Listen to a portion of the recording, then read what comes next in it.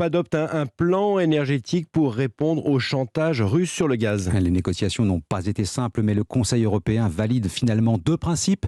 Réduction de 15% de la consommation de gaz pour chaque pays et principe de solidarité envers les plus dépendants comme l'Allemagne. L'Europe affiche sa solidarité. L'automne et l'hiver prochains feront office de test. On voit ça avec vous, Laura van der Berg. Bonjour. Bonjour. Correspondante d'Europe 1 à Bruxelles, le sujet menacé de diviser les Européens, l'accord prévoit tout de même quelques exceptions. Certains pays pourront s'affranchir de la règle.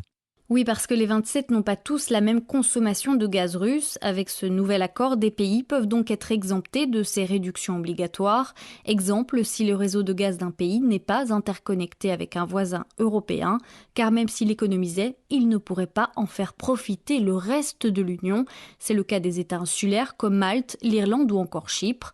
Même situation pour celui dont le réseau électrique n'est pas synchronisé avec celui du reste de l'Europe et qui a besoin de gaz pour produire son électricité.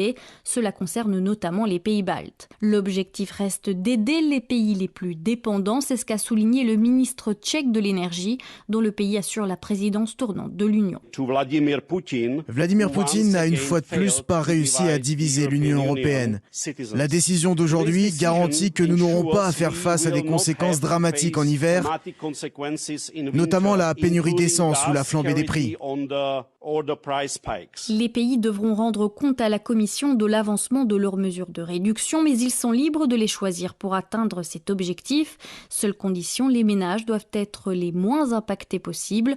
Objectif, économiser 30 milliards de mètres cubes de gaz en cas d'hiver normal et 45 milliards en cas d'hiver long et rude. Laura van der Berg.